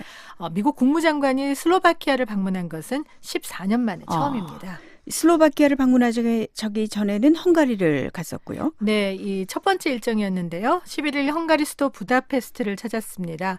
이 헝가리는 유럽연합, EU 회원국들 가운데서도 친러시아 성향이 가장 강한 나라인데요. 네. 폼페오 장관은 그동안 중유럽 지역에 대한 미국의 관심을 강조하면서 이 러시아가 미국의 우방국들과 유럽 북대서양 조약기구, 이 나토 회원국들을 분열하도록 두지 않을 것이라고 말했습니다. 헝가리 정부와 러시아는 관계가 어떻습니까? 네, 이 빅토르 오르반 헝가리 총리가 지난해 3연임에 성공했는데요. 이 2달 간격으로 블라디미르 푸틴 러시아 대통령과 정상회담을 가진 만큼 이 두터운 친분 관계를 보이고 있습니다. 네.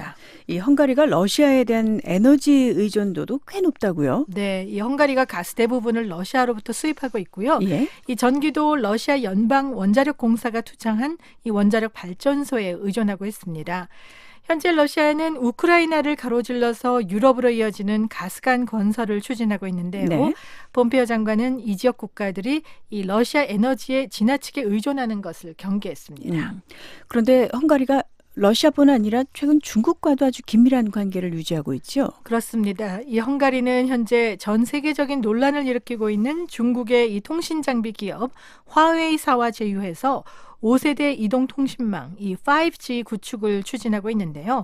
폼페오 장관은 이날 기자회견에서 화웨이 장비를 사용하는 국가들과는 협력 관계를 유지하기 어려울 것이라고 이 경고를 했습니다. 미국 정부가 이 중국의 화웨이 장비 사용을 금지하는 이유가 있죠. 네, 미국은 화웨이사가 중국 정부의 간첩 활동에 이용되고 있기 때문에 보안상의 우려가 있다고 지적하고 있습니다. 예. 화웨이사는 이를 부인하고 있는데요. 미국은 현재 이 회사 창업주의 딸이자 최고 재무 책임자 이 CFO를 맡고 있는 멍완쩌우 부회장을 공식 기소하고 캐나다에 있는 이 멍완쩌우 부회장의 신병 인도를 추진하고 있는 네. 상황입니다. 중국의 화웨이사가 헝가리에는 지금 어느 정도나 진출해 있는 건가요? 네, 헝가리는 이 화웨이가 집중 공략하는 시장인데요. 이 현재 헝가리인들의 70%가 이 화웨이 장비를 사용한다고 합니다. 헝가리는 현재 이 화웨이 장비 배제를 고려하지 않는 나라 가운데 하나죠. 네. 폼페오 장관의 이런 발언에 대해서 헝가리 정부는 어떤 반응을 보였을까요? 네, 이 페테르 시아트로 헝가리 외무장관은 폼페오 장관이 양국의 관계를 더욱 강화하고 더 많은 국방 협력을 약속한 데 대해 환영의 뜻을 밝혔는데요. 하지만 또 한편 헝가리와 러시아 또 헝가리와 중국의 관계에 대한 언급에 대해서는 불쾌감을 좀 드러내기도 했습니다. 네. 미국의 국무장관이 헝가리를 방문한 자체도 꽤 오랜 만이라고요? 네, 지난 2011년에 힐러리 클린턴 당시 국무장관이 이 부다페스트를 방문한 후 처음 있는 일인데요. 그래서 폼페오 장관의 이번 순방은 그동안 이 소원했던 이 지역에 대한 미국의 외교적 노력을 만회하기 위한 그런 시도로 풀이되고 있습니다. 미 국무부 관리들은 폼페오 장관이 슬로바키아에서도 비슷한 맥락의 메시지를 전했다고 밝혔습니다. 네. 자, 폼페오 미 국무장관의 중유럽 순방, 앞으로 일정이 어떻게 됩니까? 네, 12일 이 슬로바키아에 이어서 폴란드를 방문합니다. 폴란드에서 열리는 중동 평화와 안보의 미래에 대한 국제회의, 이 13일부터 열리는데 이 회의에 참석하고요. 네. 폼페오 장관은 이 회의에서 트럼프 행정부의 대이란 강경 정책을 홍보하고 이스라엘에 대한 강력한 지지를 다시 한번 강조할 예정입니다. 이 폴란드 국제회의에는 마이크 펜스 부통령도 참석합니다. 네, 세계는 지금 최근 한국과 일본 두 나라의 관계가 점점 더 나빠지고 있는 양상이네요. 네, 그렇습니다. 아베 신조 일본 총리가 12일 일본 중의원에 출석해서 최근 이 문희상 한국 국회의장의 발언에 대해 한국 정부의 사과를 공식 요청했다고 말했습니다. 문희상 한국 국회의장은 지난주 이 미국 블룸버그 통신과 인터뷰에서 종군 위안부 문제 해결을 위해 일본을 대표하는 왕이 사과했으면 좋겠다 이런 말을 했는데요. 일왕이 일본의 천황이 전쟁 범죄 주범의 아들이니까 직접 나서서 위안부 할머니들의 손을 잡고 사과하면 해결될 수 있을 것 이런 발언을 했는데 네. 여기에 일본 정부 관리들이 반발하면서 연일 사과를 요청하고 있습니다. 자, 아베 총리가 어떤 얘기를 했는지 좀 자세히 볼까요? 네, 아베 총리는 한국 국회의장의 발언에 정말 놀랐다. 대단히 부적절한 내용을 포함하고 있으며 매우 유감이라고 말했습니다. 그러면서 일본 정부는 즉각 외교 경로를 통해 문희상 이 의장의 발언에 대해 사과와 발언 철회를 공식 요청했다고 덧붙였습니다. 문희상 한국 국회의장 이런 논란에 대해서 어떻게 얘기하고 있습니까? 네, 책임 있는 지도자가 진정성 있게 사과를 하는 것이 우선돼야 한다는 취지였다고 설명했습니다. 그러면서 양국 간의 불필요한 언쟁을 원하지 않는다고 강조했는데요. 하지만 스가 요시히데 일본 관방장관은 문 의장의 설명이 있었지만 매우 부적절하다면서 공식 사과와 이 발언 철회를 거듭 촉구했습니다. 이에 대해서 문희상 한국 국회의장은 12일 한국 현지 언론과 인터뷰에서 기존의 입장에 변함이 없다고 밝혔습니다. 한국 외교부도 문 의장에게 발언을 철회하라고 권고할 뜻이 없다고 말했습니다. 네. 한일 양국 관계가 갈수록 꼬여가는 것 같은데요. 네. 이 두 나라 사실 그 위안부 문제 말고도 쟁점이 많지 않습니까? 맞습니다. 한국에서는 독도, 일본에서는 다케시메라고 부르는 섬을 둘러싼 오랜 영유권 갈등이 있고요. 또 최근 한국 대법원의 일제 강제징용자 배상 판결, 또 한국 함정의 일본 초계기 레이더 발사 논란까지 벌어지면서 양국 관계가 계속 악화하고 있는데요. 네. 이런 가운데 아베 신조 일본 총리가 이날 12일 중의원 연설에서 한국에서는 동해, 또 일본에서는 일본해라고 부르는 해역에 대한 표기 문제를 언급해 또 다른 갈등을 예고했습니다. 아베 총리가 어떤 얘기를 했습니까? 네, 아베 총리는 일본해는 이 국제사회에서 확립된 유일한 호칭으로서 이를 변경할 필요성이나 근거가 없다고 말했습니다. 그러면서 일본 정부는 단호하게 국제사회와 국제기구에 이에 대한 올바른 이해와 지지를 요구하겠다고 강조했는데요. 하지만 한국 정부는 이를 인정하지 않고 있습니다. 네, 세계는 지금 끝으로 미국 국내 소식 보겠습니다. 셧다운, 즉 연방정부의 부분 폐쇄 시한이 점점 다가오고 있는데 이 셧다운과 관련해서 11일 아주 큰 진전이 있었군요. 네, 그렇습니다. 미국 언론이 11일 밤에 일제히 보도했는데요. 공화 민주 두 당이 연방 지출안에 원칙적으로 합의했다는 겁니다. 네. 합의안에 담긴 내용은 구체적으로 알려지지 않았는데요. 빠르면 12일에 두 당이 관련 내용을 공개할 것으로 보입니다. 연방 지출 그 시한이 이번 주였지 않습니까? 맞습니다. 오는 15일 자정이 시한입니다. 이때까지 연방정부 지출안이 나오지 않으면 연방정부가 다시 부분 폐쇄 상태에 들어갈 그런 상황에 있는 거죠. 예, 지출안을 마련하지 못해서 최근 연방정부가 부분적으로 또 문을 닫았었고요. 맞습니다. 35일 동안이었는데 지난해 12월 22일부터 35일 동안 정부가 부분 폐쇄되는 등 아주 최장 기록을 세웠었죠. 민주공화 두 당은 2월 15일까지가 시한인 지출안에 합의를 하고 연방정부 문을 다시 열었던 건데요. 이 기간 협의회를 꾸려서 정식 지출안을 집중적으로 협상해 왔습니다. 네. 자, 이번 지출안 협상에서 핵심은 국경 장벽 예산 문제죠. 이 부분 어떤 합의가 나왔습니까? 정확하게 알려진 건 아닌데요. 이 의회 관계자들을 인용한 언론 보도를 보면은 남부 국경, 이 미국과 멕시코 간의 국경 일부 지역에 새로운 장벽을 세우는데 약 14억 달러가 책정된 것으로 알려졌습니다. 예. 새 장벽이 리오그랜드 강이 연한 약 89km에 세워진다고 합니다. 네.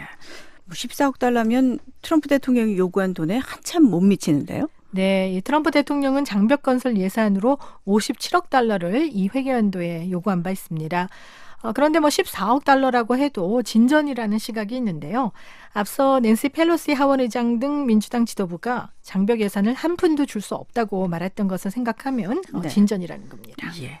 장벽 외에도 불법 이민자 수용 한도 문제도 논란이 있었는데 이 부분도 해결이 된 겁니까? 네, 이 민주당이 수용소에 있는 불법 이민자 수를 크게 줄이자고 요구를 했었는데요. 결국 지난 회계연도 수준으로 줄이기로 했습니다. 지난 회계연도 수준이라면 현 수준보다 이 17%가 줄어든 약 4만 520명 정도가 됩니다. 큰 진전이네요. 불법 이민자 수용 한도에서도 이견이 나오면서 협상이 좌초될 수 있다. 이런 얘기도 있었거든요. 네, 맞습니다. 그런데 지난 주말에 긍정적인 소식이 나오면서 협상 타결에 대한 기대감이 높아졌었는데 하지만 11일 이 문제로 또 협상 타결이 불투명하다 네네. 그런 얘기가 나왔었거든요. 그래서 뭐 다시 연방 정부가 문을 닫는 것이 아니냐는 말이 나왔는데 결국 간밤에 양측이 합의를 이룬 것으로 알려졌습니다. 자, 합의한 잠정 타결에 대해서 이 트럼프 대통령 쪽에서는 어떤 얘기가 나왔을까요? 뭐 트럼프 대통령이 트위터에 아직 뭐 어떤 논평을 올리지는 않았는데 예. 트럼프 대통령이 11일 텍사스주 엘파소에서 집회를 열고 군중 앞에서 연설했거든요. 네. 그런데 이 자리에서 재차 국경 장벽 건설의 필요성을 강조했습니다. 그러면서 의회 협상에서 진전이 있었다는 소식을 들었는데 어찌됐든 간에 국경 장벽은 꼭 세울 것이라고 거듭 다짐했습니다. 자, 그런가 하면은 캘리포니아주가 남부 국경에 배치한 주 방위군을 철수한다 이런 소식도 있네요.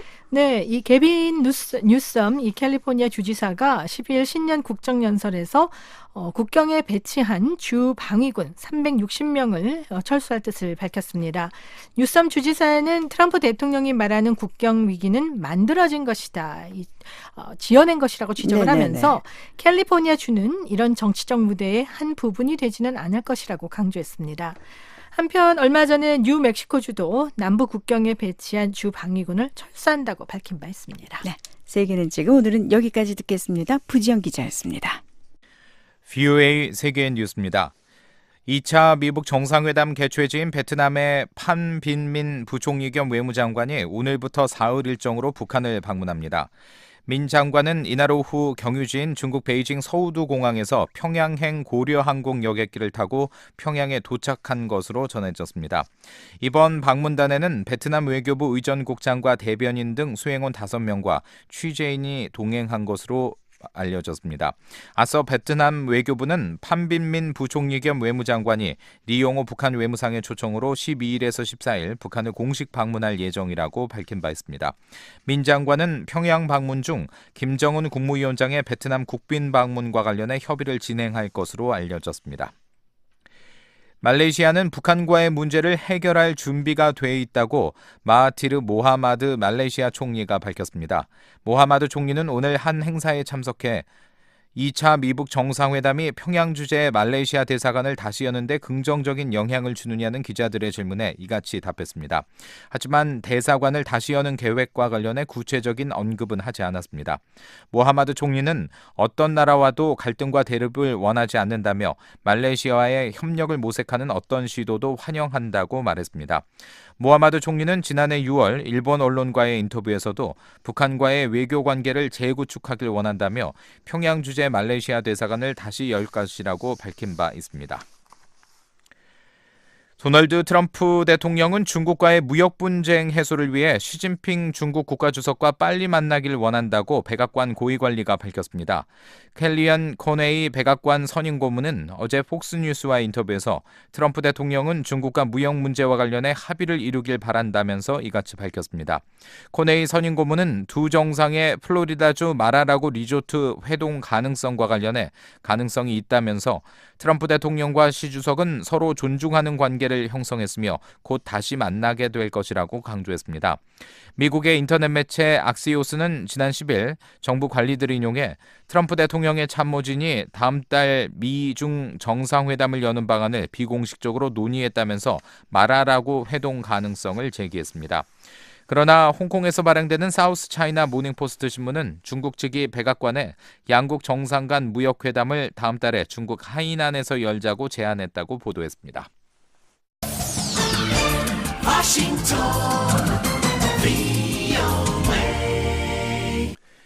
VOA 세계 뉴스 다음 소식입니다. 중국과 러시아가 레이저로 미국 위성을 겨냥할 수 있는 무기를 개발하고 있다고 미 국방부가 밝혔습니다. 미 국방부 산하 국방정보국은 어제 발표한 우주 안보에 대한 도전이라는 보고서에서 중국과 러시아가 미국이 우주 기반 체계에 의존한다는 점을 악용하고 우주에서 미국의 지위에 도전하기 위해 다양한 수단을 개발하고 있다고 지적했습니다. 보고서는 미국이 내비게이션과 정보 수집, 북한 핵과 중국, 러시아 군사활동 감시, 또 미사일 탐지 등을 위해 위성을 폭넓게 활용하고 있다며 이런 위성들이 중국과 러시아의 위협에 놓일 가능성이 있다고 경고했습니다. 경고했습니다. 보고서는 트럼프 행정부의 우주군 창설 계획은 중국 등의 역량 강화에 맞서 미국의 위성을 보호하기 위한 차원이라고 설명했습니다. 중국과 러시아 외에 북한과 이란의 우주 역량도 미국의 위협이라고 보고서는 밝혔습니다. 중국 통신 장비 업체 화웨이 제품을 사용하는 유럽 동맹국들은 미국과의 관계가 어려워질 수 있다고 마이크 폼페오 미 국무장관이 밝혔습니다. 동유럽 5개국을 순방 중인 폼페오 장관은 어제 첫 방문지인 헝가리에서 미국은 동맹국들의 화웨이 장비 사용의 위험성을 경고할 책임이 있다면서 이같이 말했습니다. 폼페오 장관은 또 미국은 유럽 국가들의 화웨이 장비 사용으로 인해 자국민의 개인정보가 유출되는 등의 위험성을 공유하려 한다고 강조했습니다. 미국은 중국 당국이 화웨이의 차세대 이동통신 기술 등을 간첩 활동에 사용할 수 있다고 주장했지만 구체적인 증거는 제시하지 않았습니다. 화웨이 측은 자사 제품이 국가 안보에 위협이 된다는 주장은 사실이 아니라며 화웨이는 중국 당국과 관계가 없는 사기업이라고 반박해왔습니다. 어제 아프가니스탄을 전격 방문했던 패트릭 셰너엔 미 국방장관 대행이 오늘은 시리아 주둔 미군의 철군 문제를 논의하기 위해 이라크를 찾았습니다. 셰너엔 대행은 이번 방문 기간 이라크 총리 등과 만나 시리아 주둔 미군의 철수 문제와 이라크 주둔 미군의 유지 문제 등 현안을 논의할 것으로 알려졌습니다. 셰너엔 대행은 이라크 정부의 초청으로 방문한다면서 이라크의 안보 역량 향상이 우리의 관심사라고 밝혔습니다. 박형주였습니다. 지금까지 여러분께서는 VOA 저녁 방송을 들으셨습니다. VOA 저녁 방송은 저녁 8시부터 자정까지 4시간 동안 중파 1188kHz를 통해 들으실 수 있습니다. 또 밤 9시부터 10시까지는 단파 5840, 9490, 11570kHz로 밤 10시부터 12시까지는 단파 5840, 9800, 11570kHz로도 VOA 저녁 방송을 들으실 수 있습니다. 그리고 매일 새벽 2시부터 3시까지 1시간 동안 보내드리는 VOA 새벽 방송은